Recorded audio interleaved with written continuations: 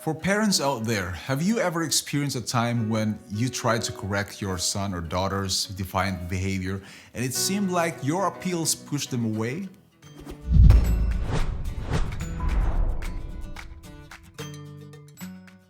Hi, Dovann here, and welcome to another episode of Week at a Glance, where we dive into a thoughtful summary of this week's Bible study guide.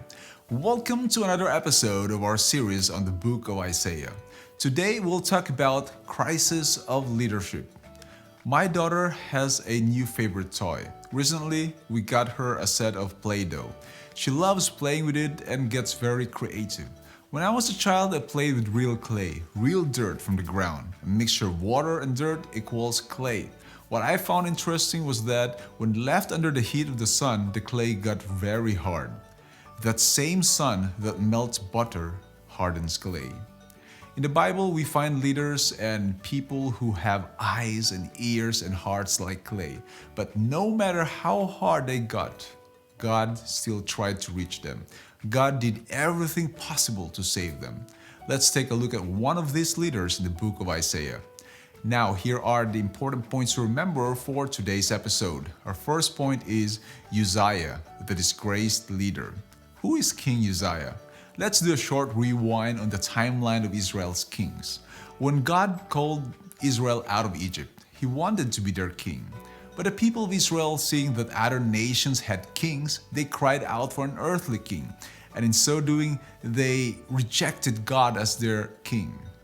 The kings that served under the united monarchy of Israel were Saul, David, and Solomon. And after the death of King Solomon, Israel was divided into two kingdoms, the northern kingdom composed of 10 tribes which retained the name Israel, and the southern kingdom composed of 2 tribes which was called Judah. Now let's go back to King Uzziah. He was the 10th king of Judah, the southern kingdom. When you survey the kings of Judah, it looks like a wave chart. You have kings that did right in the eyes of God, and there were those who did evil in the eyes of God. King Uzziah was like his grandfather Joash and his father Amaziah. They started excellent but ended their careers badly. 2 Chronicles 26 tells us that as long as King Uzziah sought the Lord, God made him prosper. God blessed the buildings and fortifications he built and was with him in his battles. This was the greatest economic and political revival since the death of Solomon. But at the height of his power, he grew proud, which led to his destruction. He even crossed the line by officiating sacred rituals that were reserved for the priest. He transgressed against the Lord his God by entering the temple of the Lord to burn incense on the altar of incense. And God struck him with leprosy, and he lived in isolation until his death. The death of any prominent ruler makes a country vulnerable during a transition of power. But at the death of King Uzziah, the prophet Isaiah received a vision and he saw God sitting on a throne. In this time of crisis, God, the rejected king, was still watching after his chosen people and encouraged Isaiah by showing him that God was still in control. Now let's move on to our next point. Our second point is God, the supreme leader. In this vision, an angel introduced who God is and what makes God different from all other kings and false gods. The angel cried out, "Holy, holy, holy is the Lord of hosts."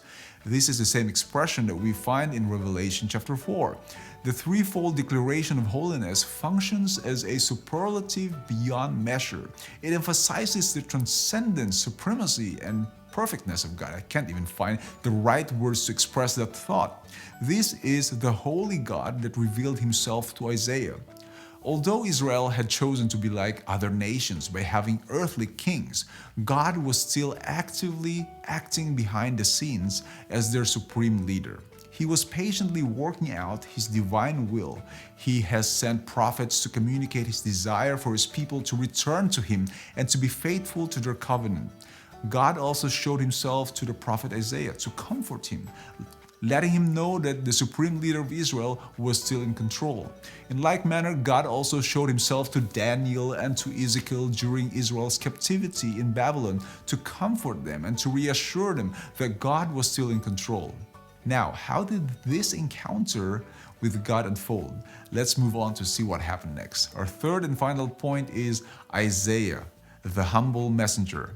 Although the economic and political conditions were at their peak, the social and spiritual conditions sunk deeper and hit rock bottom. The rich took advantage of the poor, the leaders misused their powers and perverted justice. Their land was also full of idols. They worshipped the work of their own hands, that which their own fingers have made. This was the context of Isaiah's ministry. It seemed like a hopeless case, a perfect reason to just call it a day and live a normal life instead of trying to reform a stubborn nation. But then he had an encounter with God, an encounter that would always remind him to stay faithful in his over 60 years of prophetic ministry. Through a vision, Isaiah was commissioned to convey God's message. In this encounter, Isaiah acknowledged God's holiness and recognized his own unworthiness to communicate God's message. He said, "Woe is me, for I am undone, because I am a man of unclean lips."